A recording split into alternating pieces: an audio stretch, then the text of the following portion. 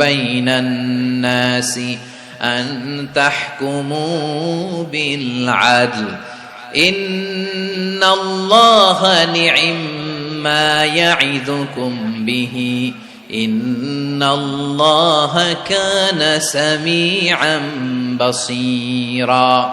আল্লাহ তাআলা বললেন, আল্লাহ আদেশ দিচ্ছেন, যে ব্যক্তি আমানতের হকদার তার হাতে তোমরা আমানত পৌঁছে দাও। আর যখন তোমরা বিচার কার্য করবে, বিচার ফয়সালা করবে, আদালতের সাথে করো। সুবহানাল্লাহ বলেন। ওয়া ইযা হাকামতুম বাইনান নাসি আন তাহকুমু বিল আদল, আদালতের সাথে করবা।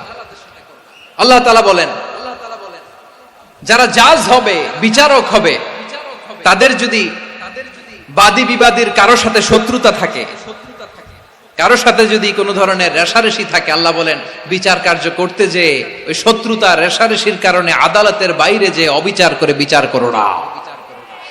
ওয়ালা ইয়াজরিমান্নাকুম শানাআনু কওমিন আলা আল্লা তা'দিলু ই'দিলু হুয়া আকরাবু লিত্তাকওয়া ওয়াত্তাকুল্লাহা ইন্নাল্লাহা খাবীরুম বিমা তা'মালুন।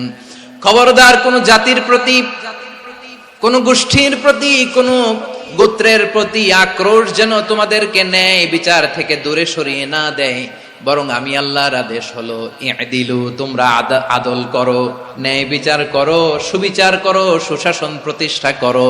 হুয়া আকরাবু লিত্তাকওয়া, এটাই তাকওয়ার সবচেয়ে কাছাকাছি। সুবহানাল্লাহ বলেন। কোরআনের বিভিন্ন আয়াতে আল্লাহ তাআলা স্পেসিফিকলি ধরে ধরে বিচার করার সময় আমরা যেন আদল করি সেটা বলেছেন। কোরআনের কোন কোন জায়গায় আল্লাহ তাআলা এই আল আদল শব্দটা ব্যবহার করেছেন। আবার একই জিনিস ইনসাফ, সুবিচার, সুশাসন, ন্যায় বিচার, ন্যায় পরায়ণতা বুঝাতে আল্লাহ তাআলা কখনো কখনো আল কিসত শব্দটা ব্যবহার করেছেন। আওয়াজ করে সবাই বলুন আল কিসত। প্রিয় ভাইরা, সবাই আওয়াজ করে আমার সাথে সাথে বলুন আল কিসত।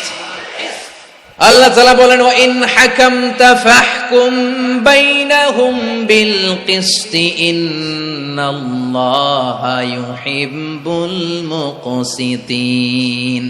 যখন তুমি বিচার করবে, বিশ্বনবীকে উদ্দেশ্য করে অ্যাড্রেস করে বললেন, নবী হে, ইহুদিরা কোনো বিষয়ে মীমাংসার জন্য যদি আপনার দরবারে আসে, যদি বিচার করতে হয়, খবরদার অবিচার করবেন না। ফয়সালা যেটা করবেন কিসতের সাথে করবেন, ন্যায় পরায়ণতার সাথে করবেন, কারণ ইন্নাল্লাহা ইউহিব্বুল মুকসিতিন, নিশ্চয় আল্লাহ রাব্বুল ইজ্জাত ন্যায় পরায়ণশীলদেরকে বড্ড ভালোবাসেন। সুবহানাল্লাহ বলেন।